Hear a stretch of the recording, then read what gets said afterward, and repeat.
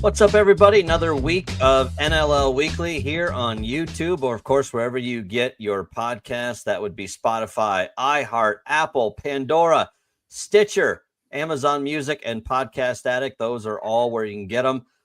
So again, if you're tuning in to the audio version, welcome. If you are with us on YouTube, welcome as well. Appreciate your time as always. We are officially heading into week number 13. And I will say it's a little weird not to say that we're heading into week number 13, but that you and I, for the first time, at least in this iteration of doing Whitmer on the radio, actually have a game in week number 13. The first 2 years, it was bounced either in the first or the second round. And then this year, one step further. Now, part of that is because we didn't play anybody in week 11, but that's all semantics at this point. We still got to week 13.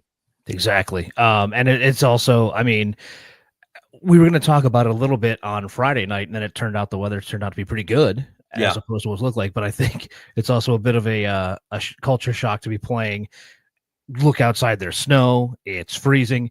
It'll all be gone by the time we get back to action this weekend still. But regardless, we kind of got kicked in the teeth by winter, and it's cool to still be playing football in winter.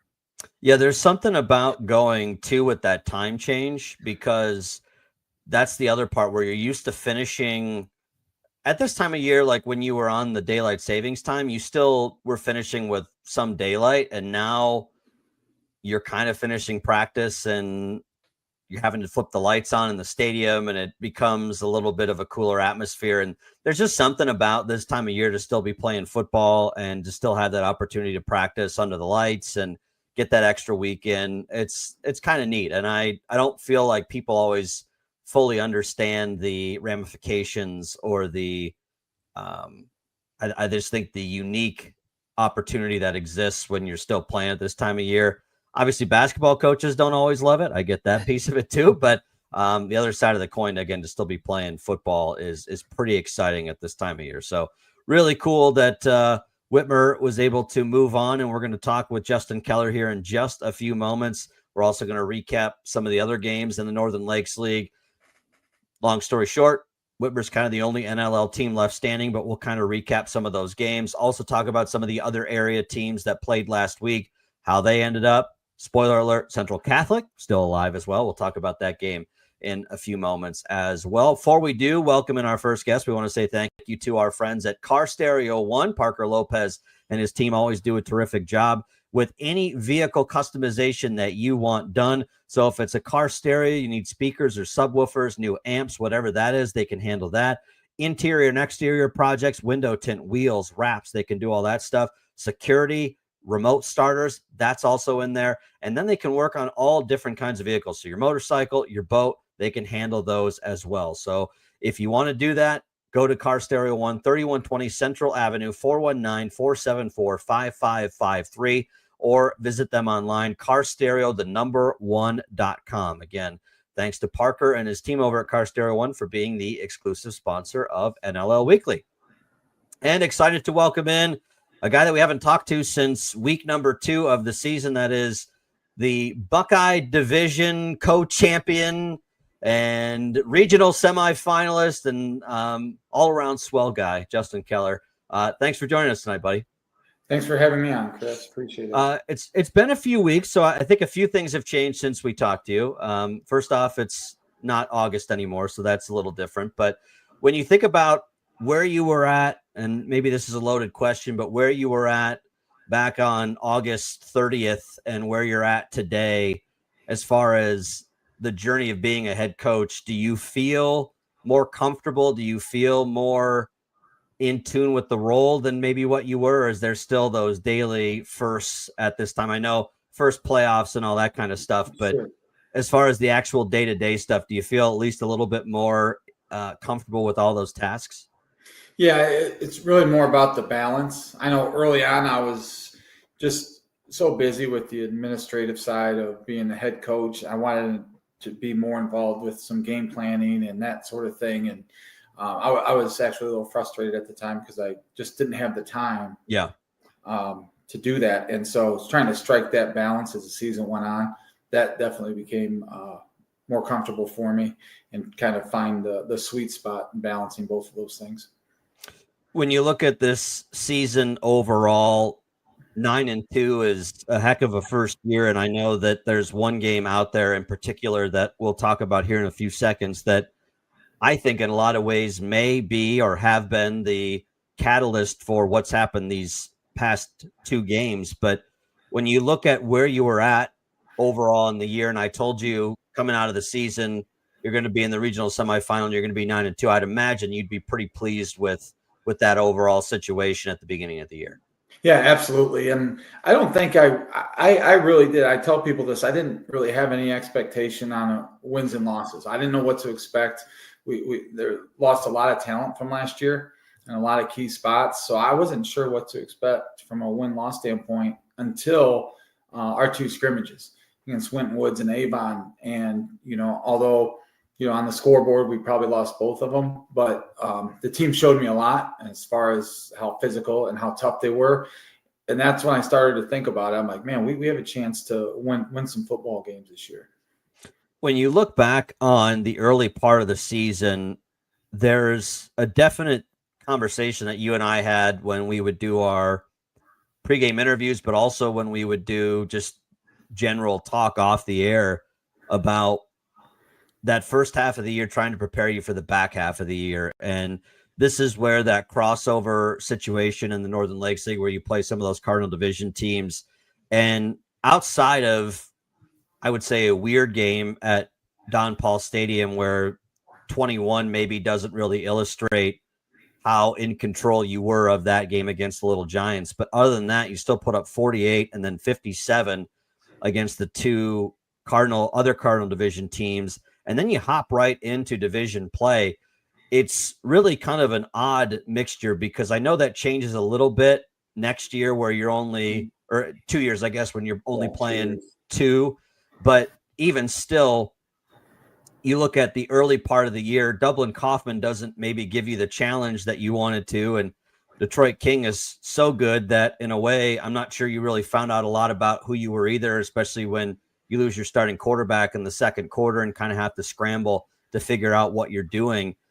When you think about where you were at heading into that week 6 game and where this team is coming out of week 12, what's the thing that stands out to you most that's improved? I would say our defense. Our defense exceeded my expectations. Don Malloy and Hayden Reamer have done a phenomenal job. And, when I look at our numbers and what we did just in division play, it's kind of eye-popping. How few yards we've given up against the rush and quarterbacks completion percentage and touchdown to interception ratio, all that stuff. And I think our defense probably had the biggest question mark going into the season. And they've, like I said, done a phenomenal job, and we've had guys step up. And I think when you really look at it, we lost Cam Burton early on, who was going to be a returning starter. And other than Brandon Dempsey and Zach Aubrey, there weren't any starters returning other than those two guys. Now, LJ Glover played a lot, and Jelante Price had played a little bit, and Chris Simmons had played a little bit, but they weren't necessarily starters last year. I look at, too, with you mentioned this defense, it's one of those where it's kind of a no-name defense. Everybody talks about Zach, and rightly so. Zach Aubrey's flashed at times this year where he's looked unblockable. But other than him, I wouldn't say that anybody has gotten a ton of love. I know LJ Glover is Division Player of the Year on defense, but even that, in a sense, not a lot of people have talked about LJ. Everybody talks about Jamon and Joey and Jaden, and rightly so. Those guys have earned their kudos and their attention, but at the same time, and maybe this is the way that these guys like it, but it's kind of one of those no-name defenses in a way where nobody really jumps out, but when that unit is clicking, it clicks very well together, and opposing teams have really had a hard time figuring out not only just how to generate points, but even just how to generate yards. You think about when this team isn't shooting themselves in the foot, the ability for other teams to move the football is about nil. And the other part too is when they have moved the football, there haven't been a lot of points that have resulted from those drives. It reminds me a little bit of the way Ohio State's defense has played this year, where there just haven't been a lot of points given up, even when teams have gotten to the red zone or have gotten in goal to go situations. Rewinding even back to last Friday, Perrysburg has the ball twice inside your 5-yard line and only comes away with 3 points. That speaks to, I think, just the culture on that defense, where it doesn't matter how close our backs are to our own goal line, we're not giving you anything. But at the same time, also, there isn't one guy that I've seen that's really been highlighted in anything with all of the media attention we have around here. Nobody, to my knowledge, and you can certainly correct me if this is different, but I don't remember anybody really doing a specific story on anybody on this defense. No, and you bring up the Perrysburg game from last week. I mean, that's a great example. We gave up 185 yards in the first half, and was able to shut them out after giving up 185 yards, and then we had the turnover on the punt.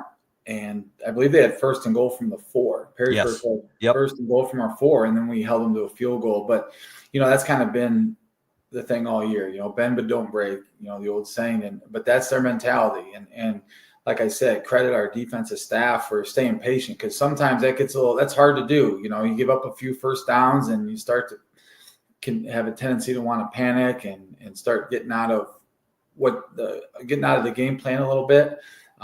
But once teams, get inside the 20, our defense has done like I said, great job. Well, this as an offensive coordinator, when the space becomes more limited, it becomes that much harder to score. A lot of people look at it as, oh, you're so close. But at the same time, a guy who coaches offense looks at, I don't have nearly as much space to operate in, which is why if you can't run the football down near the goal line, it becomes really difficult to score, because the ability to have routes and to find holes in zone coverage or whatever the case may be, there just isn't that much space to operate. And I think of that defense, as you said, not panicking, but also understanding that this is easier for us now. We have a lot less territory to cover. And I think these guys just have played very high IQ football, which this isn't to denigrate any previous Whitmer teams, but I don't know that I've seen a group that's been as high IQ of a football team, at least on the defensive side, like this group has been, where they just don't seem to panic too much. They don't seem to get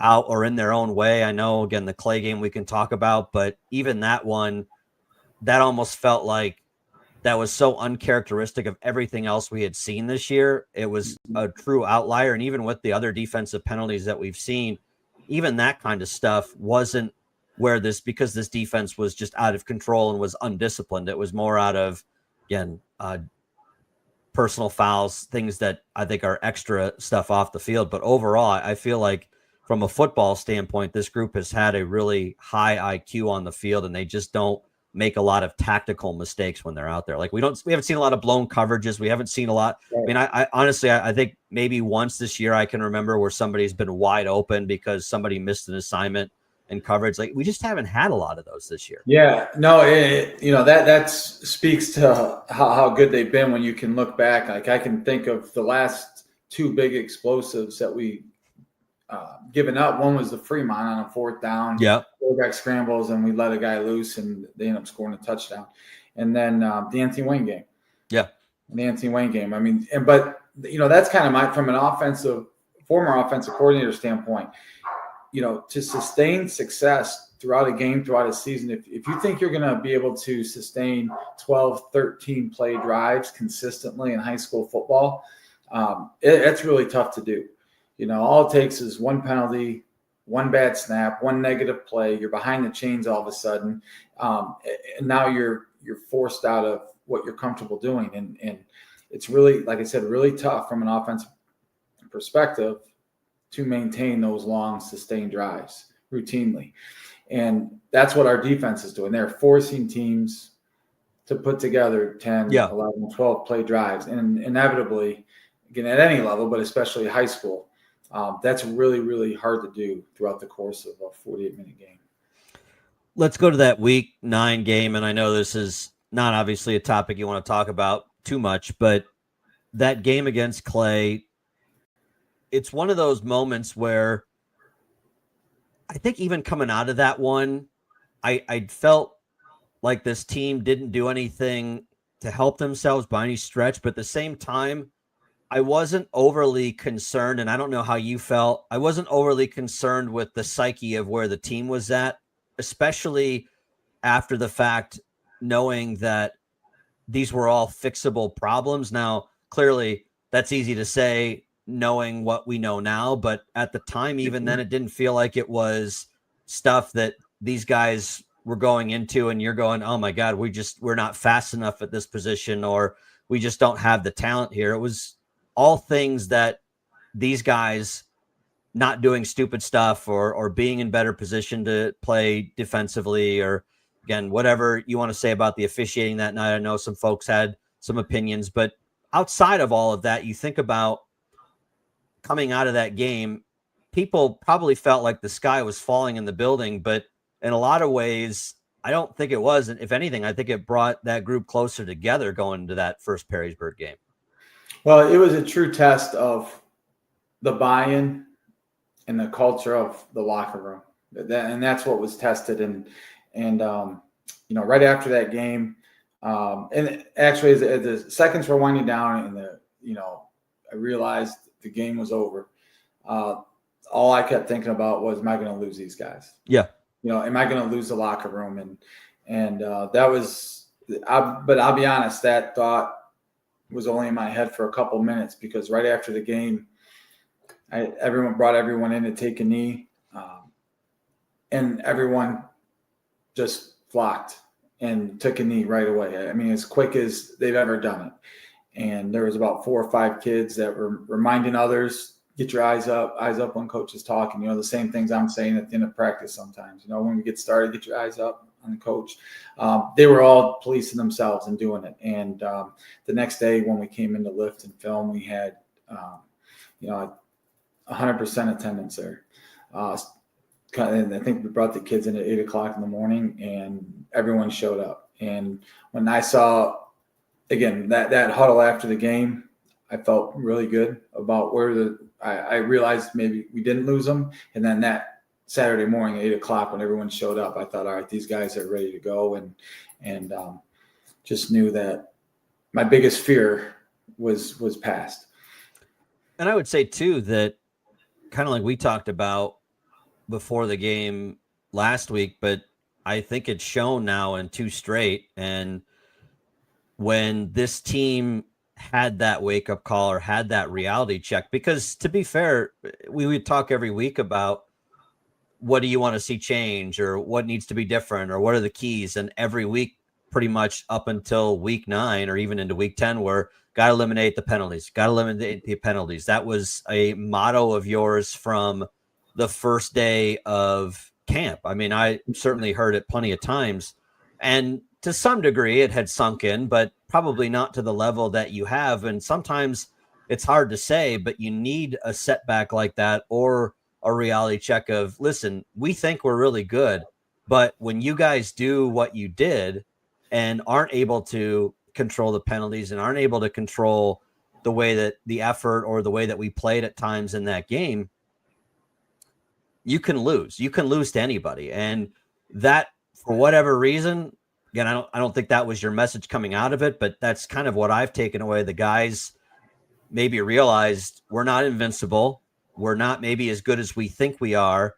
And we're certainly not good enough to overcome 22 penalties and beat somebody, which, to be fair, few teams would be at that point. Right. But I think that has been, at least from my perspective, because the last 2 games, you're talking 8 total penalties in 2 games versus, gosh, I don't know that you could say that all year, that you've only had 8 penalties in 2 games.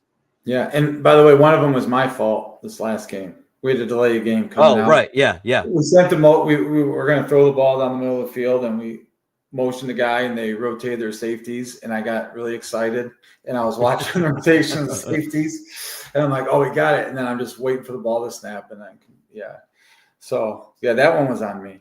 But to your point, it was like, I wish they just would have believed me from the beginning. Yeah. Because you mentioned it. Like, I talked about the penalties, and we got to clean things up, and, we're not that good yet. And we have, you can't, and then it took a game like the Clay game for them, like, hey, maybe Coach Keller knows what he's talking about. We have to clean things up. But unfortunately, took that game for them to maybe realize that, and maybe I gained some credibility with them after that. I don't know.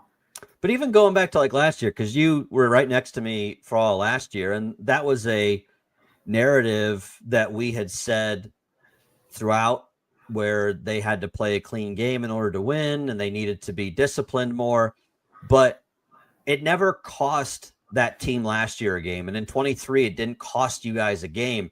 And I hate to say that that's maybe the difference here, is that was the only thing in that Clay game that you guys didn't do correctly. It was everything else. You outrushed them, you outgained them, you had the ball way longer. You had a guy literally run for 204 yards and 2 touchdowns, had 2 40-plus yard touchdowns, and you lost, which does not happen very often.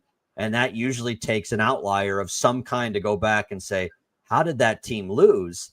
And that's one of those things, as I said, maybe it's because it didn't cost those teams games in the previous 2 years, or it wasn't the direct or the only culprit. But again, maybe it was just that moment of saying, hey, this is the only reason you guys are not, well, at the time, one-loss team. And this is the only difference between why you're there and why you're not. And I hope that at least that's my philosophy or my hypothesis on it. It just felt like that was the one time in recent history where you could really point to it and say the really only reason we lost this game is because we committed 22 penalties, and that's it.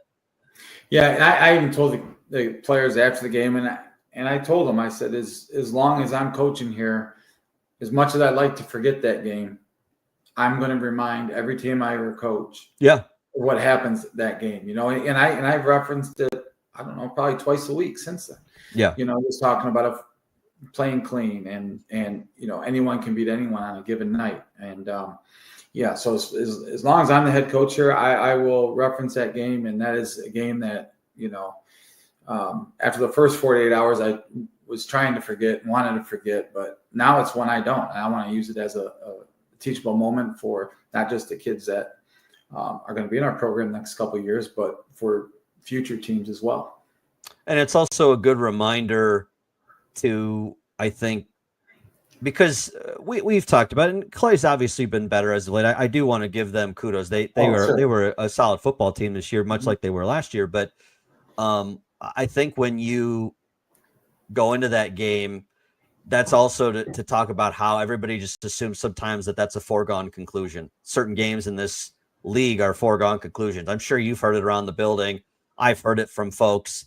And to some degree, I'm sure there's some truth to this, but, the NLL isn't as good as the City League or the track. And in some instances, I'm sure you can make comparisons and say, well, in this particular year, no, it's not as, or whatever the case may be. But it still goes back to that none of these are just show up, roll off the bus, and you win. That's not how this works. And that's a good reminder, not just for players, but coaches and fans, that this is not an easy thing to do. Again, Joe Palka always said, I know you know it, but celebrate when you win, because it's hard to do. This is not an easy thing to do. People think it is, but it's not.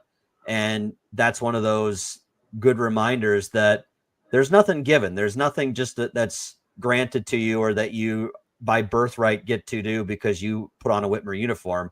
There's nothing that says, well, you beat Clay every year because you go to Whitmer. That's not how this works. Right. And hopefully that's a good reminder for, like you said, not just for you guys, but people outside of that, of like, this is not just push, click, pull, and we just kind of show up and have a good time, and we roll out of bed and we win football games.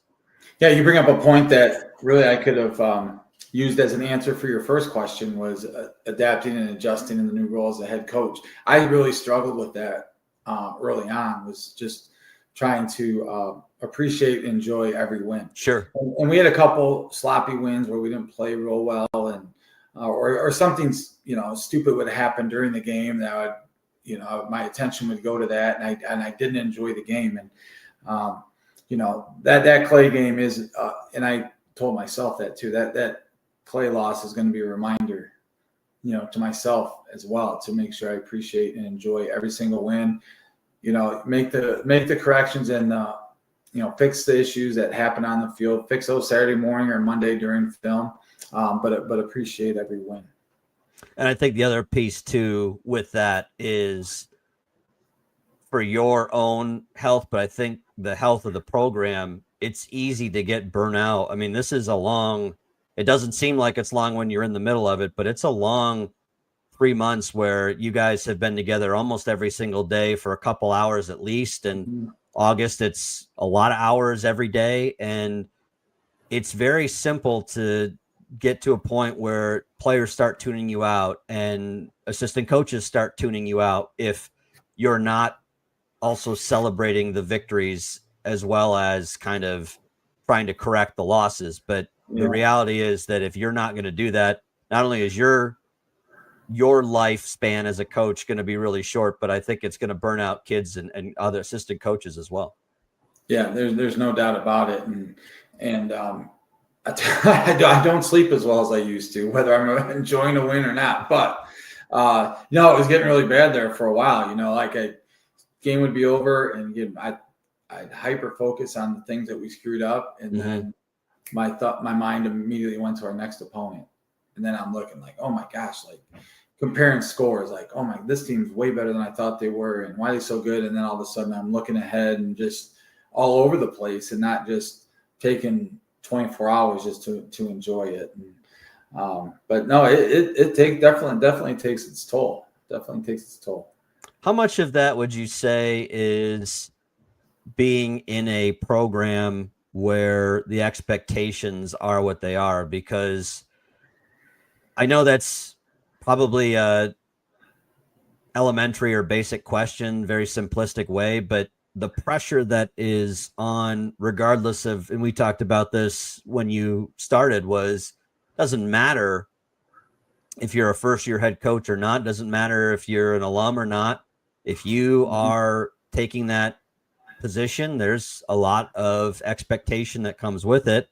And I know people are excited that this team got a piece of the division and is moving on and all that stuff, but there are going to be people, regardless of what the outcome is of this season, even if you make it to a state championship game, there are going to be people who are going to somehow be disappointed with whatever the outcome is. But that, in a way, is a gift and a curse, because it's what keeps probably guys wanting to be the head coach of Whitmer, because the expectations are so high and excellence is kind of the expectation. But at the same time, it's also important on an individual level to remember, again, that's their expectation. I also have to be realistic about where we're at as a program and understand that the expectations can't always rule what we do inside the building.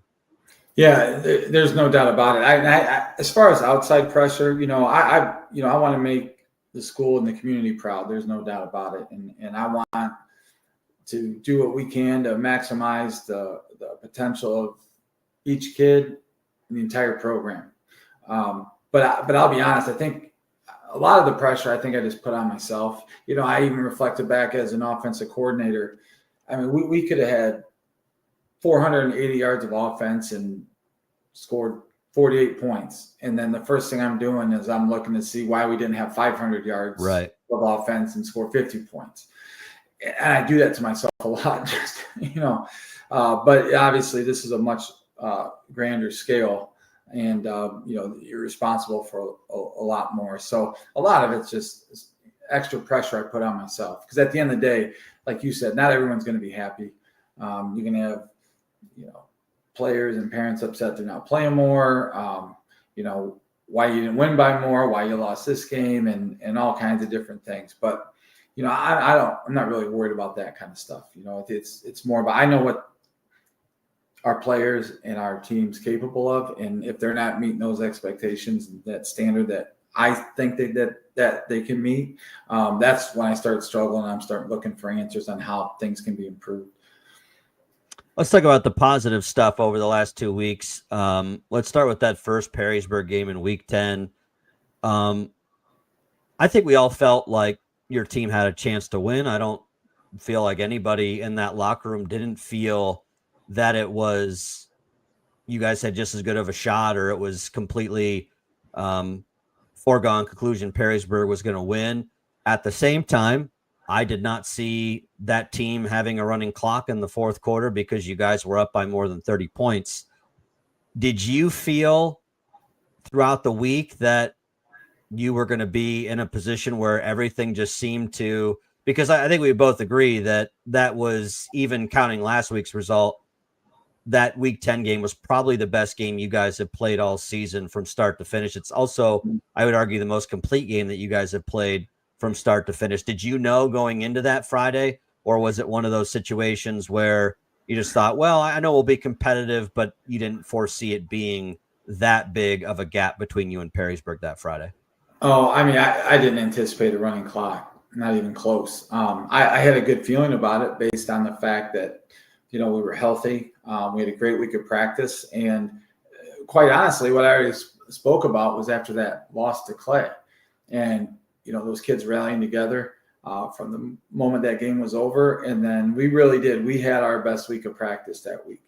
And so going into the game, I felt pretty good about our chances of winning that game. Did I think by 30? No, not even close. Not even close to that. But it was our best game of the year that we played all around in all three phases. And as a result, we got the running clock. From where that offensive line was at the start of the year, which I'll be candid, I had heard, and I know you'd heard it, where there were some who said that on paper, there were some folks who thought that was probably the least talented Whitmer offensive line in several years. And I know you heard that being said as well. Not saying coaches were saying that, but I know you heard the whispers just like I did. And maybe those kids heard it. I don't know if they did, but I don't think anybody can say that anymore. Now, to be fair, they've got 3 really talented backs behind them, but every week that offensive front has gotten better and better and better. It speaks to the job, obviously, that Eric Brown and Mike Williams have done with them. But at the same time, that group has, or was going to be counted on. They needed to be improving steadily each week. And we're starting really to see how good that group is becoming. And it's sad because regardless whether you guys win a state championship or not, we only really have 3-ish weeks left to watch them grow. But it's kind of sad that we're short on time in that respect, because they have just come so far from that first practice in 2-a-days to where they're at today. Yeah. You talked about Coach Brown and Coach Williams, and they've done a great job. And, and Kyler Koopmans is the anchor of that offensive line. Not only is he, physically our most polished offensive lineman, but he's a phenomenal leader in that offensive line room. And those guys follow him. And that kid, man, I tell you what, like, he is so positive with those guys. And no matter how bleak it seemed early on, he has to, he's got 4 other guys that never started a varsity game. And just his ability to keep their morale going and stay positive with those guys has been just remarkable. And then, one of the guys, Riley Lewa, one of our juniors, our right tackle, who was Offensive Player of the Week for the first time this year. His growth and his development has been unbelievable as well. And he's a guy that's going to be returning next year. And it's just this weird dynamic amongst the O-line. It's like every year there's a guy that just kind of takes over those reins as the leader of that group. And Riley, with the help of Kyler's kind of set him up to do that in the next year. And, and then obviously the growth of Carter Baldwin. Yeah. I can't say enough about that kid and what he's done for us. And it's crazy to think the kid's only 14 years old. earning first team all league honors like he has. Because we're starting to see him draw some major, at least MAC schools are, I know, putting feelers out now, and maybe there's some official offers that I'm not aware of, but this feels like kind of the same progression, maybe a year sooner, that Carter Lowe went through, which is teams are starting to come and realize, man, this kid's got something. And, as long as he stays healthy and continues on the path that he's on, you got a chance to put another offensive lineman at the very least at a mid-major school and possibly in a big time FBS program at some point. Yeah, the thing about him is, he's an unbelievable student and a great kid, and he's a wrestler as well. So, which I absolutely love the fact that he's going to be wrestling, throw shot and discus as well. But yeah, he's just starting to scratch the surface, and it's so and I've been through it with my own son who's an offensive lineman. The recruiting process for offensive line is almost as complicated as a quarterback recruitment. Sure. I mean, it really is. As far as just height and arm length and all that stuff, there's so many measurables that these guys are looking at, and it doesn't matter what you do on the field. Sometimes there's certain things they want to see, some measurables they want to see out of you. It doesn't matter how many pancakes you have or anything like that. But he's, like I said, he's 14. He's about 6'2". So, who knows how much growing he has. And honestly, if he doesn't grow another inch, he's going to make one heck of an interior lineman at the next level. Yeah. Well, he's still got a baby face too. When you see him, you think he's probably 12. He's the biggest 12-year-old, you think. But I mean, again, you look at, as you said, just kind of the growth from that start of the year to where he is now. But I would say, even kind of going back to those two-a-days, there were a lot of people, yourself included, that probably would have said he might be, outside of Kyler, our best offensive lineman, even though he hadn't even played a varsity snap yet. Yeah, I mean, you might be right. And, he started off on the defensive line, which was kind of a move that I made with him, just because we didn't have a lot of depth at the time, defensive line. And I thought, with his as physical as he is and athletic, I thought he could change games defensively. I was also thinking about maybe his recruitment down the road. And then he was doing okay, but he so desperately wanted to play offensive line. And so, we obviously had need on the offensive line. Sure. And we were able to put some pieces together on the defensive side of the ball. And so as soon as that move was made, I mean, he just flourished. And you talk about getting one day better every day. I mean, Carter Baldwin is the epitome of that. Well, the backs, as we said, definitely help with that. I would say that, and I said this to you as well in our pregame interview, that from my vantage point, the running back room is probably the best it's been all year. All of those guys are fairly healthy. Obviously, you're dealing with nicks and bruises like everybody else is at this time of year. But as far as major issues, there aren't any. Guys are running hard. The way that you've been able to spread the ball around and give each of those guys, I texted you kind of jokingly, but basically coming out of week 10, Joey Morales had 98 carries and Jamon had 99 carries. And not that it was intentionally done where everyone was sitting there with a chalkboard, but the fact that it was that close speaks to how good of a job I think Nick Specht has done with rotating those guys through, but then also making sure you didn't lose Jaden along the way. Jaden had been dealing with an ankle injury most of the year, finally started to get healthy towards the end of the regular season. But in years past, and I know you know this with other guys, there's years where it's so hard to keep that third guy, even though he can help. How do you keep that third guy involved? Because he's struggling, he's trying, he's mentally maybe not where you want him to be because he's not able to contribute. And so you are seeing that inability to stay locked in. But for whatever reason or however Nick and you guys did it, you have been able to keep Jaden in the fold, and he's starting to really bust out. And we saw some runs last week. I think Riley said it on the one run that he had in the fourth quarter. something effective. I don't know if he's really starting to get his groove back, but that's easily the best he's looked all year. And you're starting to see that shiftiness. You're starting to see that burst and that vision return.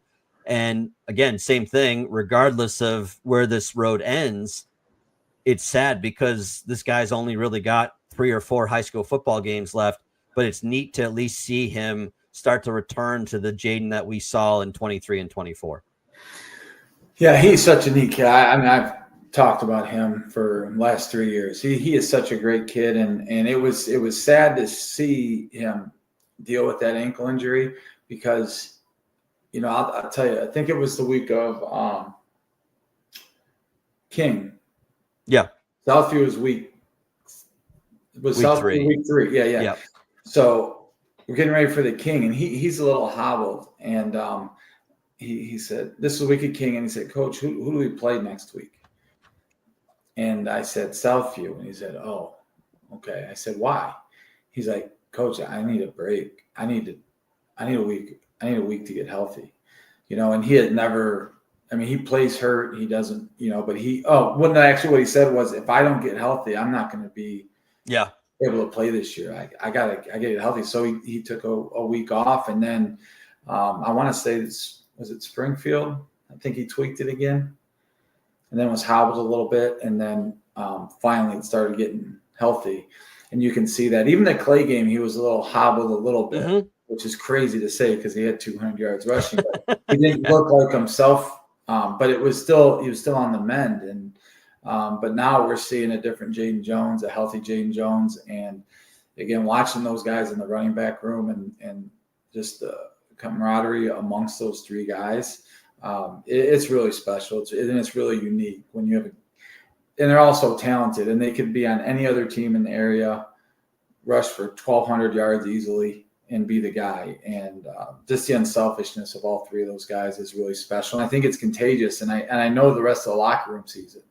And when you have guys that caliber of players, who all 3 of them at one point or the other have been all NLL at one point or another, being that unselfish, rooting for each other, wanting the other guy to be successful, that kind of stuff is really what helps shape your culture.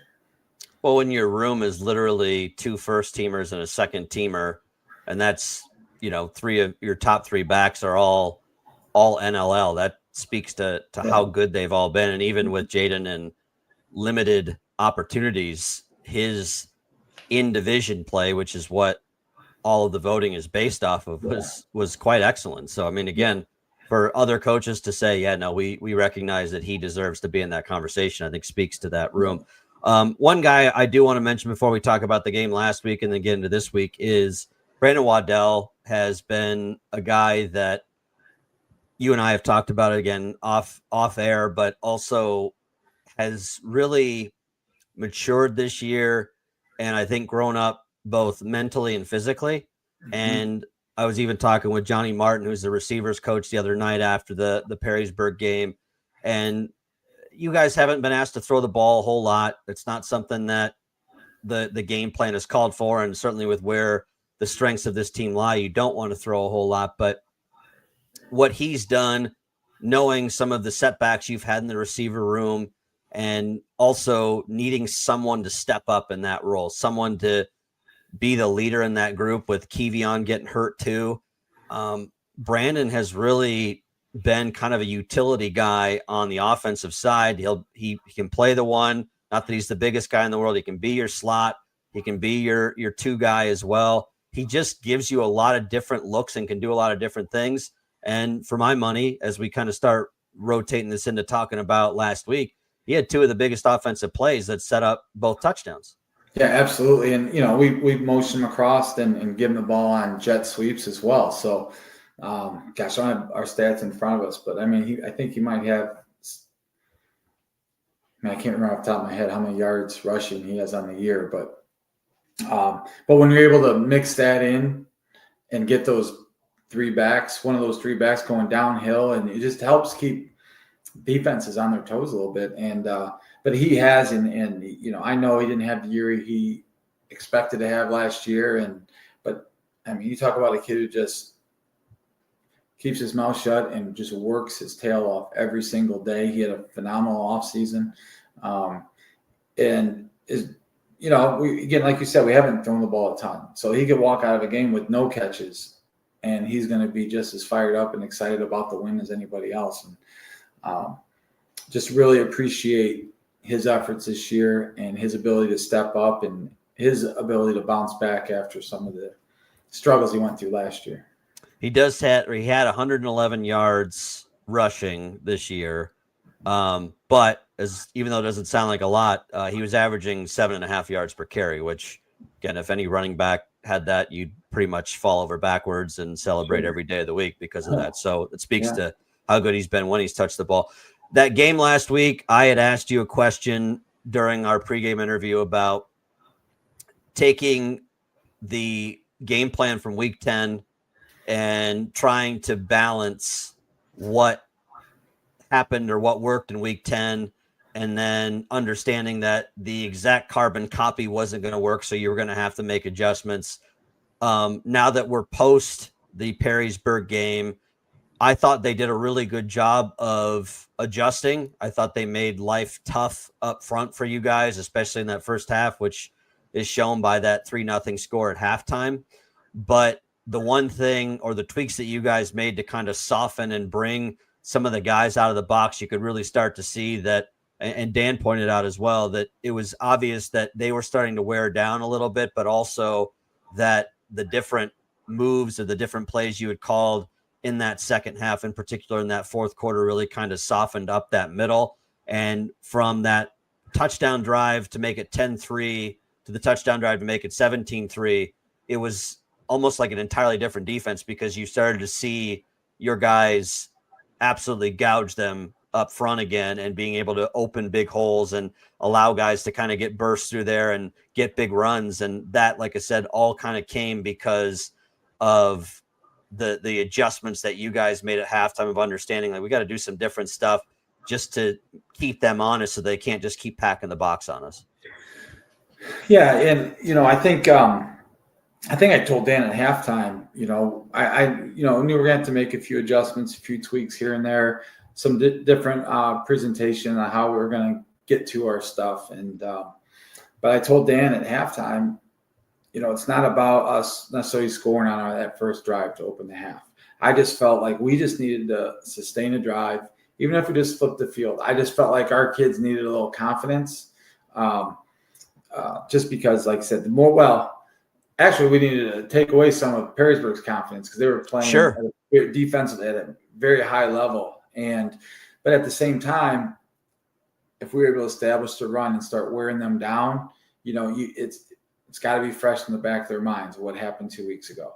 And there's sometimes, you're in situations where if you just caught this ball, or you just, little things happen here and there. It's another thing to sit there and have to tackle 200-pound backs all night, and 6-7 yards. I mean, that's demoralizing. And I felt like we needed to somehow sustain that first drive, just to remind Perrysburg what happened 2 weeks ago, because we had not done that up to that point of the game.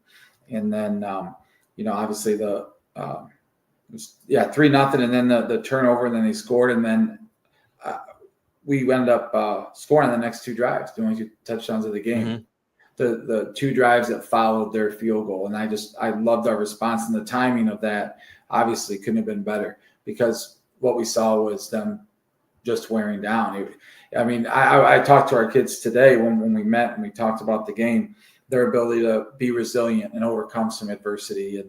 And I think we had 27 yards rushing in the first half. Yeah. Not just in the second half alone, we had 146. So that was kind of what I was hoping to see, is just kind of wear them down and kind of, hopefully they would lose some confidence and remember what had happened that week 10. And I think total offense, I think we only had 71 yards the first half. Yep. And 224 just in the second half alone. So, really proud of our kids, the way they respond. Really, really proud of our staff. We talked about it today, and they, of course, they're deflecting some of that praise and talking about the kids, and it is. I mean, the kids did a phenomenal job of answering, and But credit our staff, because whether there was adjustments made or not, they still had to keep that buy-in from the kids. They just put 35 on a team 2 weeks ago. We're at halftime with only 3 points. You got to make sure you get those kids believing in you and bought in, and our staff did that. And in a way, kind of lucky to be up 3-0, because if Chris Simmons doesn't make the play that he makes, it could have been 7-3. And you haven't had to grind out a whole lot of those wins either. I think that's the other piece that people probably don't realize. It's not often in a season where it's going to take a 4-quarter game. And I know you've spoken about this a few times in the past when we've talked about, you got to worry about, can you go 4 rounds? Can you handle a 48-minute game? And if anything, that just proves that 48 minutes is a lot of time, and a lot of things can happen in that 48 minutes. And to be down in a situation, or to maybe not have things go right in a particular drive or particular quarter, so much can change over the course of a game. And to be able, as you said, to have that resilience, but also the workman-like mentality that you wanted to see of this guy, or these guys, just understanding that just keep chipping away at it. Because I think you would have loved to have had that happen a little bit more in week 10, because of how easy that game kind of came in week 10. And then knowing you had to turn around and come back and play the following, or a week later, the same team, you knew that it wasn't going to be that easy. But it's sometimes hard to convince 15 to 17-year-old kids it's not going to be that easy, and that you're going to have to sometimes just kind of keep wearing away at it. And the dam's not going to break right away, but if you keep pushing and you keep hammering away, eventually it's going to give way. And for those kids to get that, to do that, that's also a big win from a mental standpoint for whatever happens the rest of the season. Yeah, I'm used to be a history teacher, so I'm a history nerd, and I love numbers and stats. I actually was just curious, and I ended up going back and looking to see when the last time we won a game and when we scored less than 20 points. Right, we went in a game when we only scored less than 20 points, and I only found 2. There's only 2, and I stopped after 2010, but it's only happened twice since 2010. Well, I know the St. John's one, and the rematch against St. John's is one of them. That was 14-10. Yeah, that was 2010. And then in 2019, we beat Detroit Catholic Central 14-7. Oh, right, yeah. So it's only happened twice in 2010, and I mean, again, I didn't go back any further than that. But those are the types of wins that build character. You can hang your hat on, and I'm an offensive guy and love to score points. But in this role now, when your program's able to win games like that, like grind it out, like you said, I just think it's I don't know, it makes it even more special. Yeah, in a way. Let's look at this week. I know a whale of a test awaits you guys this Friday. Lakewood St. Ed's. Don't let the 2 losses on their schedule fool you again. Several guys that have Division I offers. They have absolutely pretty much dismantled most of the teams they played. They crushed Berea Mid-Park last week, had 35 points just in the first quarter. You think about the test that awaits you guys on Friday, and nobody is probably giving your team much of a chance. And in a way, that's maybe where you want to be at, because there have been a lot of years that you've been a part of runs where you come out of a regular season and you see the team that you have to face in the playoffs, and people say, they don't have a chance. There's no way. And Whitmer has surprised some of those teams over the years. And I think this group has to understand that whatever happens on Friday, whether your season ends or it doesn't, nobody's expecting you to win. So let's even go out and shock the world a little bit. And this is one of those moments in a way too, where I'm sure this Ed's team is better than the Detroit King team that we faced in week 2, but I would imagine they're not that much better than the Detroit King team that you played in week 2. And for essentially 2 quarters, you hung in there with Detroit King, and the defense played really well until it kind of wore down. This is not nearly as impossible, I'm sure, as some folks would like to think it is. Not saying in your locker room, but folks around the state probably going, we'll just go ahead and move St. Ed's into the regional final the next week. Yeah, and whether warranted or not, our kids remember what happened last year against St. Ed's. Sure. They were in that game, so obviously St. Ed's is an unbelievable program, and the number of state championships and all that stuff. But to our kids, they were a team that came into Whitmer last year, and they felt like if some things went their way, they had an opportunity to win that game, and they did. Yeah. I mean, they really did, and so that's what our kids remember. But you're right. This is an extremely talented team, and by no means is we have to play really well, obviously. Yeah. But my approach this week is the complete opposite of last week. Last week when you talk about that, when you say, "Oh, the pressure's on this team," or the pressure's on them. Yeah, that the pressure was on us last week. Absolutely. And I tell you what, I did my best not to try to project that pressure I was feeling on the kids all week. But man, oh man, But this is just the opposite of that. So we can go out there and we're gonna continue to do what we do is day in, day out, and that's try to get better, find ways to get better and improve, and hopefully we're able to do that over the next few days. So when we go there, we're at our best, and we take care of the football, play clean, and anything's allowed to happen. Yeah, I think this is one of those where, and a lot of times when you get into the postseason, to have the ability to kind of play with house money and to understand that wherever this falls this coming Friday, as you said, no one's expecting you to win. So let's go out, leave it all hang out, and give our best effort, and whatever happens, happens. And I think that's the beauty sometimes of these moments is, so if you lose, okay, it's gonna sting, but at the same time, what if you win too? I mean, I think that's the other part of this. And if those guys go in with the mentality and start believing a little bit, I like this team's chance. And I also believe that three-headed monster at tailback is going to be really difficult, because it's not going to be a three-headed monster at linebacker there, or a three-headed monster up front on the defensive line. All those guys are going to start to wear down. And maybe We'll see the same thing that we saw with Perrysburg last week, where, yeah, it's not going to be a ton of yards early on, but maybe as you soften up that interior, perhaps you're able to break some big ones and stay in that game. Who knows? I mean, again, I look at this in the same way you are, where the pressure's on them, and let's see what we can do. Even last year, coming into that game, no one expected Whitmer to beat St. Ed's, even though Ed's was 5-5 coming into the game last year. And like you said, there were opportunities to win that game. They just weren't able to take advantage of it. So, yeah, and I think that experience from last year, you talk about the kids having belief. Yeah. I don't have to try to convince them they can win that game. Yeah. On Friday, because they absolutely can. But I don't have to convince them, because they, like I said, they came in last year and they were in a situation where a couple things go a little differently. They could have won that game. So the kids already believe it, which is half the battle right there when you're playing a program like St. Ed. So we got that taken care of. Now it's just a matter of making sure that, as a staff, we're trying to put them in the best situation to be successful. And then on Friday night, it's on them to execute and play smart, disciplined football.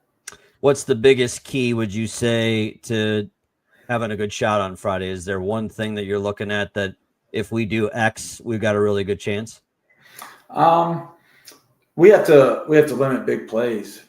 They have a pretty potent offense. This receiver that they have, this Hackelman, he's a dangerous kid. He's pretty talented, and the quarterback's good enough. He's a good athlete in his own right. And then their running back is an explosive. I think he hit that first play of the game against Mid Park. I mean, he reverses fields, looks like Barry Sanders, and then takes off on the sidelines in the first opening play of the game. So, we have to do a good job of eliminating those explosive plays, like we talked about earlier. And if they're going to score, make them earn every single yard. And then offensively, obviously it comes down to whether or not we're able to win at the line of scrimmage. And we're going to have to stay patient offensively, and sitting in second and 6 or 2nd and 5 is going to be okay if we're able to get to that down and distance on second down consistently. we're going to put ourselves in a good situation. Well, I'll let you go on that note. I know it's been a fun year, and I think the thing that really has stood out to me is, again, you and I have been good friends for several years, but the one thing that's kind of been fun to watch this year with you is kind of growing into this role a little bit, because I know you had said last year that there were things about this job that you weren't sure you'd be comfortable doing, and so, you know, having been on the radio and talking and that kind of stuff probably helped ease some of the public appearances that you have to do. But at the same time, I think, as you said, the mental aspect of it, because that is where I think a lot of head coaches who have coached at Whitmer and probably a lot of places, it's understanding that you gotta focus on a day-to-day thing. You can't worry about all of the pressure on the outside, and that's the hardest thing, to be in your own bubble and to block out all the noise. So it's been fun to watch you kind of grow into this role, and I'm excited to see, because I think if this year's any indication of the direction that this program's heading, I'm looking forward to seeing what next year and the years after look like. Yeah, I appreciate that, Chris, and you know, I'm looking forward to see what this week has in store and down the road, and you know, and again, like I said before, if this thing all blows up, I get credit this year. I mean, I expect there to be some kind of I expect there to be some kind of plaque or something up, and for making it all possible. But well, we'll see what happens. If I can get, I'll let Riley think of an award. Oh, okay, yeah. Out maybe. Well, knowing him, it's going to be some kind of smaller T-shirt than what he should be wearing. So, well, I appreciate it. Looking forward to speaking with you again later this week, and always appreciate you spending some time with us. All right, Chris. Thanks again. That was Justin Keller, the head football coach of the Whitmer Panthers, joining us here on NLL Weekly. I always appreciate the time. And Dan, you've had a front row seat to this. Obviously, we got to know Jet the last few years with him being on the radio with us last year, but to see the evolution and the growth has been really fun to watch. And it's so hard. I know people probably think in a way that transition isn't that difficult, but having watched multiple first-year guys take that head coaching job and seeing how hard that really is to make that jump. He mentioned all of the office stuff, all of the paperwork and all those things. That's just the tip of the iceberg of things you have to deal with. There's conduct things, there's off the field things that players have stuff going on, and there's all these different issues that you have to deal with. And you think about all of those moments that you don't even anticipate, don't even think about, nobody talks about unless you're on the inside. There's just so much to do. And so to see that growth, to see him evolve into that is a really hard thing to do. And it's neat to see there be some fruits of the labor at the end of this. Absolutely. And to that point as well, to go from a guy who, and we see it at all levels of football, to a guy who's a coordinator, who has a specialty on one side of the ball, working one specific position, and to have to then adapt to, like you said, the management and motivation and of an entire team. You essentially have to learn an entire side of the ball that wasn't your expertise, or at the very least you have to get familiar with your group of guys telling you and be comfortable with taking their advice as to what should and shouldn't be done and how the best way to grow this team would be. So to see him do that so quickly, you're exactly, is incredibly impressive, especially technically after being out of coaching completely for an entire year. Which a lot of people might also kind of downgrade, but there is that thing about just having been completely out. I mean, not completely out, obviously, being in doing work in media, but you're kind of out of the room day to day. And there's that risk that, maybe some of these kids do kind of disconnect and have to reestablish that relationship. Because especially at the high school level, it's a lot about building relationships with your players. Absolutely. And I totally think that's the overlooked piece of this is you got to have those 100 kids or whatever the number is believe in you and know that you believe in them. And I know that sounds hokey, but that's the honest truth. That there is a lot of a conduct and a psyche that you deal with on a week-to-week basis that is just really not always the easiest thing to deal with, and it can be fragile. And like he said, after that Clay game, it's very easy for that group to go the other direction and to not give the situation and not have the moment that they had. It would have been just as easy for them to be very laissez-faire about what happened and let Perrysburg roll you by 30. And then that looks totally different. So the fact that that group rebounded the way that they did speaks to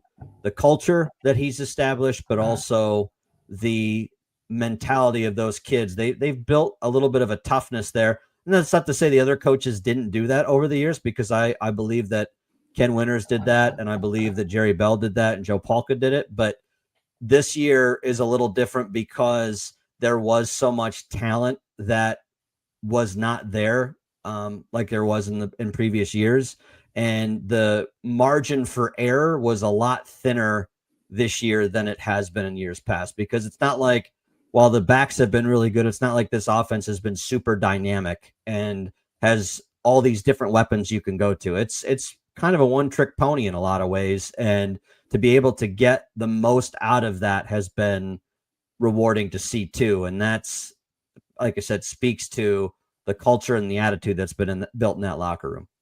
Something interesting what you said, you guys were talking about the Clay game and how,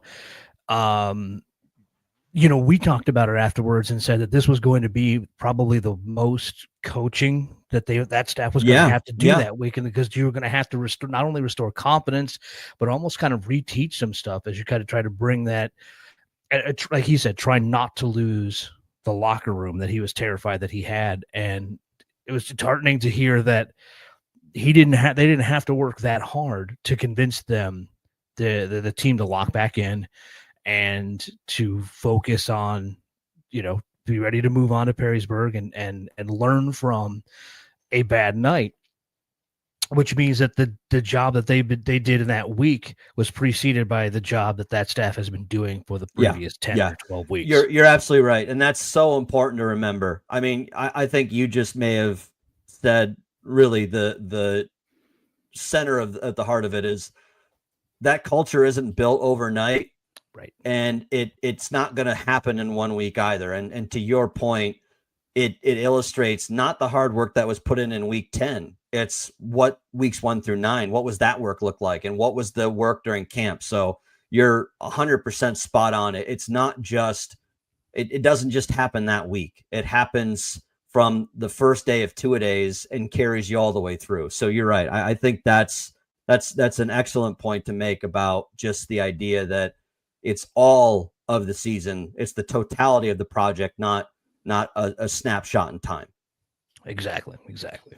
Well, I know we talked about what Jet saw and what I saw, but kind of your 2 cents on that Perrysburg game. I know it was a lot tenser, a lot closer than what we experienced the first time around, but clearly the same result, which was a Whitmer win. I think about your vantage point and kind of maybe what you saw on the sidelines in the first half versus when things started shifting and it was clear that this group was going to move on to the regional semifinals, maybe what the mood was like after that, or if there was no shift. Honestly, you asked me this question in the fourth quarter after the second touchdown, and I believe the same thing is that for most of that entire game, it was business-like on that sideline, which was the exact way to do that. They weren't overly hyped, ready, or overly energetic at times. Obviously, with the flow of the game, you get hyped. But for the most part, that was a sideline that was there to essentially do a job. And they were all focused on that task. And it really wasn't until, the clock really got under 30 seconds where they kind of let it go and everything had sunk in and the party started on the sideline, which is a good trait to have. And that's what they have to, that has to be the way that they carry themselves into this upcoming game with St. Ed, is that this is a business trip. We can't, we can't act any different. And to the other end, you can't go in there knowing the reputation of your opponent and knowing that they probably have more talent than you at certain areas, and immediately walk in and act intimidated, or immediately walk in as if we're the lesser team, or we don't belong here, or this is just a short stop for them.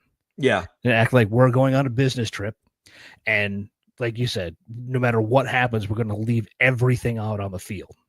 And I think that's the hope. But the other piece is too, I mean, if Whitmer's going to be able to pull off an upset on Friday, the one thing that they have to do is the disciplined play that we've seen the last 2 weeks or the last 2 games. And you cannot allow yourself to be swayed or to be at all pushed in a direction where you react and commit stupid fouls or stupid penalties.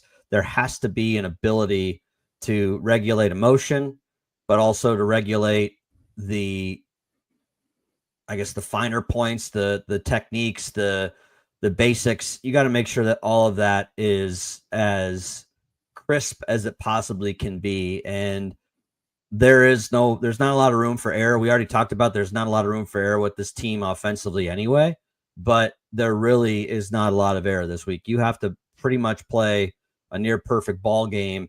And if you do, you still might need to get a little bit of help.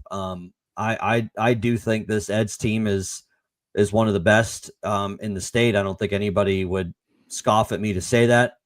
They're a legit and maybe the legit state contender in Division I. But I look at this Eds team, and to be able to pull that off would probably be one of the biggest upsets I've seen in high school football. I mean, this is not trying to denigrate what Whitmer can do. I think Whitmer has a chance for sure. And I think when any time is, again, to borrow Mason Lowry's line, anytime you can run the ball, the odds are that you've got a chance.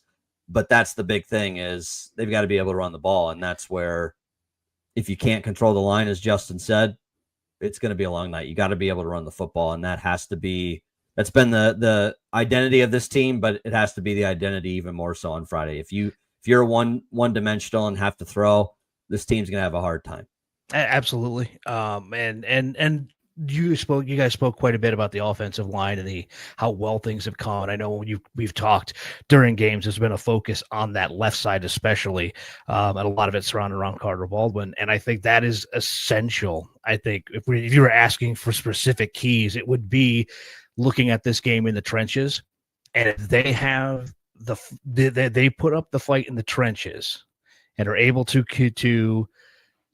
kind of have their way on the offensive line, that's how that's just the cascade of things. Then things start moving between the tackles in the running game, opens up those short passes, opens up those screen passes that have been successful, allows the end arounds, things like that, like Brandon Waddell had so much success with the last couple of weeks.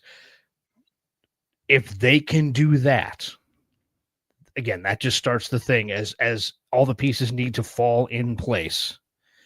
That's the first and most important one. So once that happens, I think everything else is possible. Well, we'll be on the air as usual. Car Stereo 1, Panther Tailgate at 6:30, and then kickoff at 7 o'clock from First Federal Stadium in Lakewood. Dan, myself, Riley will be there. Excited to call the game, excited to be there, and honestly, to be in this round of the playoffs and to have a chance to, as you said at the start of the show, be able to play at this time of the year is something special. There's only 16 teams in this division and 16 teams in each division around the state that are still playing football. And that may not seem like a big deal, but when you consider that the pool of teams that start with every year, and it's a little harder to get in the playoffs this year than it was in years past. But to get that bye and to do the things that this team did to close the season, especially after week 9, is impressive. So I'm excited to call that one, excited to see what we can do on Friday, what this team can do, and what the results ends up being. So again, 6:30 pregame, kickoff 7 o'clock on Q105.5 here in Toledo. Other teams that played locally, at least in the NLL, no surprise for the Anthony Wayne North Ridgeville game. North Ridgeville wins 42-7 over Anthony Wayne. That, again, I wasn't entirely surprised by that outcome. Perkins dismantled Napoleon in Division 4. That was a surprise, not because Perkins won, but the spread. That is not something we've seen a Napoleon team have happen to them a lot, is get pushed around that bad. Perkins shut out the Wildcats. That's, again, not something that happens a whole heck of a lot in Napoleon, especially at Buckenmeyer Stadium, and knowing all of the intimidation and that whole town coming out. So congrats to Perkins on a well-played game. I know we joked about it last week. Well, maybe not joked, but I thought Drew Pasteur was off. I didn't think there was any way that Perkins was going to win that handily. And not only did they win handily, they actually beat his point spread that he had. So he must know what he's doing a little bit. But so that pretty much ends with Perrysburg losing. That means that Whitmer is the only team left out of the Northern Lakes League. St. Francis ends up falling on the road to Wadsworth. That was 34-6. Again, not a huge surprise there. We knew it was going to be tough for St. Francis to beat Wadsworth, who went into that game 10-0 after a bye. And again, you give credit to the Knights, a younger group this year, but to go on the road and lose was certainly not a huge shock there. Central Catholic, not I would say a huge surprise either. Absolutely dismantled Lexington 49-18. I told you at the beginning of the year, even when that team had lost its first 3 games, I had said I fully anticipated that team would be the semifinalists in the state. I think they're going to win Region 10. I still believe that to this day. Would it shock me if one of the other teams won? No. They're at Wapakoneta this Friday, which, by the way, I was there for a soccer game last week. There are very few high school football stadiums that outdo the field at Wapakoneta. It is a gorgeous stadium. So if nothing else, you get to go to a pretty nice stadium on top of it. But we'll see what Wapakoneta can do. I don't know much about them, to be fair. And they're going to have their hands full with Central Catholic, who is really good and really talented. And maybe it didn't show all the time during the regular season with as difficult as that schedule was. But I think you're starting to see the benefits of playing as tough of a schedule as they played throughout the year starting to shine through a little bit. So they've had very little trouble through their first 2 playoff games. I expect that to continue. I would be surprised if Wapakoneta were to win that game. Again, I could be wrong, but it would be something that would certainly surprise me, because I believe Central is the more battle-tested team for one, and I believe there's more talent on that team as well. So we'll see how that all falls. But overall, I'm not shocked by anything that I saw last weekend, really, other than the Napoleon Perkins spread. But yeah, I mean, the Central win to me speaks to this team really starting to flex how good they really are, and that schedule was not some kind of cakewalk like people assumed it was going to be.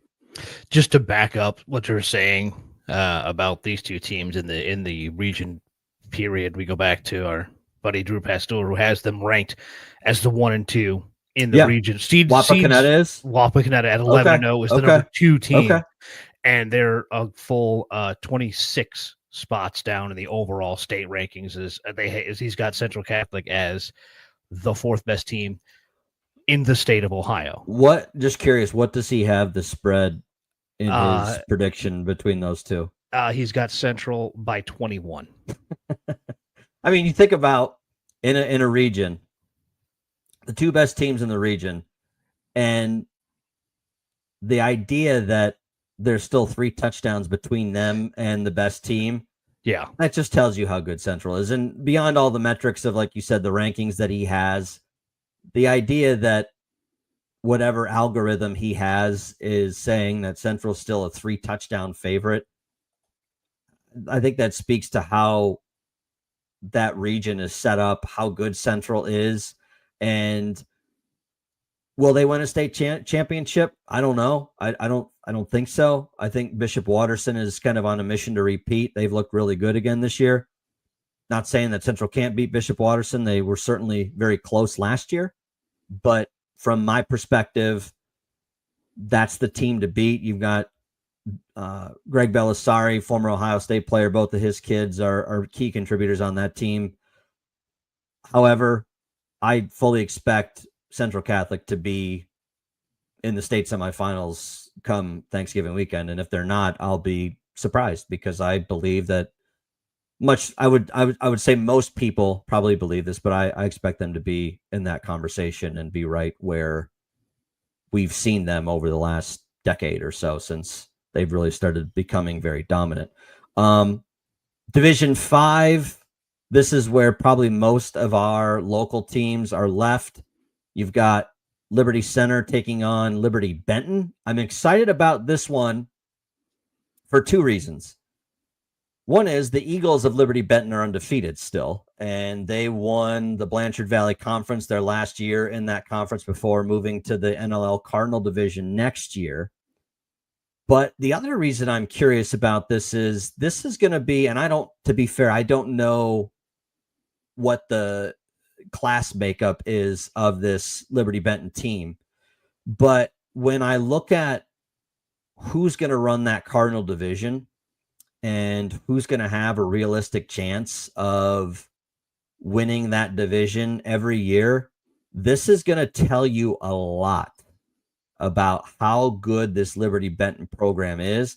Now, I don't expect them to beat the Tigers, especially after I stuck my foot in my mouth about Oak Harbor last week. But with that said, if they're able to keep it close and they're competitive in that game, you have to be in that Cardinal Division really concerned about your chances to win a Cardinal Division title moving forward, because that will speak huge about how good that program is and what their chances are. We talked about this with Tyler Swearing Napoleon, and everybody just kind of counting the Wildcats out because they're a D4 team and they can't possibly compete at the same level. And we see them do it year in and year out. They've won the last 2 Cardinal Division titles, and they almost won it in 23. And you think about those moments and now apply it to another team that's going to be in that same category, you might see the Division 4 and the Division 5 team be the favorites coming into that Cardinal Division next year, which is really speaking to how good the lower level football is in the area, but also how it hopefully might make some of those other teams raise their game a little bit, because Liberty Benton's going to be pretty good, and I have a feeling Napoleon's going to be pretty good again next year. So that will give me a good sense of what the odds are that they have a chance of competing, because a lot of people, at least on the football side, have said, oh, I can't believe they're adding that school. They're too small. They're going to get their lunch handed to them. I don't know that that can be said, especially after what we've witnessed this year. How you can say that based off of what you've witnessed this year, could it happen? Sure. But there's no guarantee that that Liberty Benton team is going to come in here next year into this Cardinal Division and just get absolutely crushed every week in league play, because I think this is a much better program. You're seeing it this year, and Liberty Center is about as good as it gets in Division 5. If they can hang, I think that's a good indicator of how good that team is going to be. And unless they're losing everybody, they're going to compete and give a lot of people problems in the Cardinal Division next year. And it also helps, I think, kind of disperse an attitude about the Cardinal Division that might be kind of from the outside of the league looking in, is that they are that on the football side, it's Whitmer, it's Anthony Wayne, it's Perrysburg, and the rest. And I think Liberty Benton coming in with such success and being able to show to piggyback on Napoleon's success over the last several years since joining, to prove that is not, the division isn't just the also-rans, and that's why they're in their own separate division.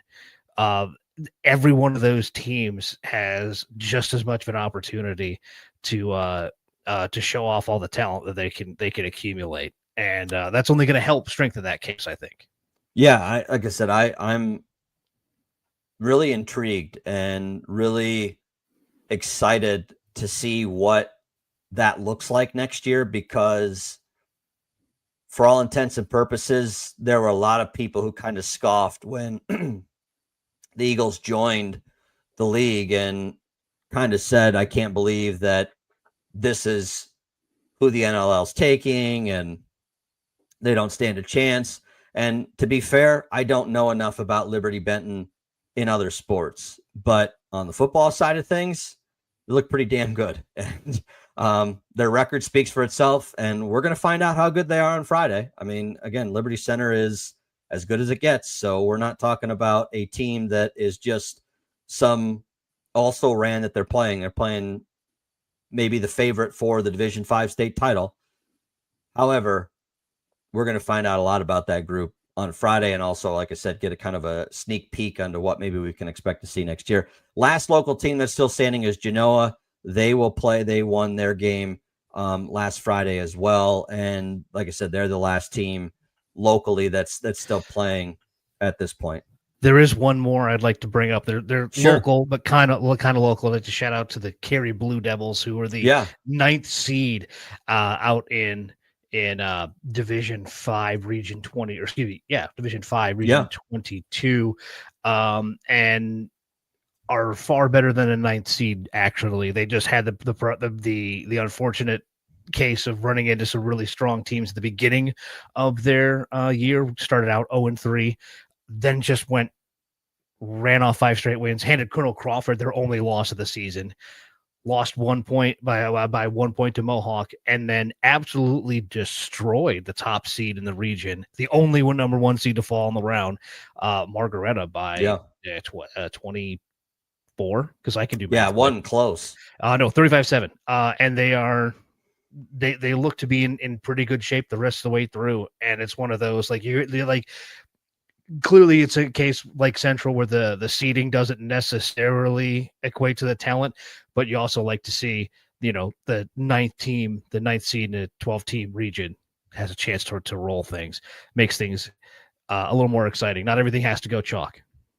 Absolutely. And we haven't seen a ton of upsets, major upsets this year. And that might be, as far as seeding is concerned, kind of one of those, as you said, you look at it and say, oh boy. And we see that a lot in the NCAA basketball tournament too, where you're going, how is that team a 1 and how's that team an 8? And usually you have a few of those upsets, but I would be remiss if I did not mention too, Huber Heights Wayne, 34-10 over Findlay. I think we kind of forget Findlay because they were in a different region, but their season came to an end as well last Friday. That not a huge surprise either.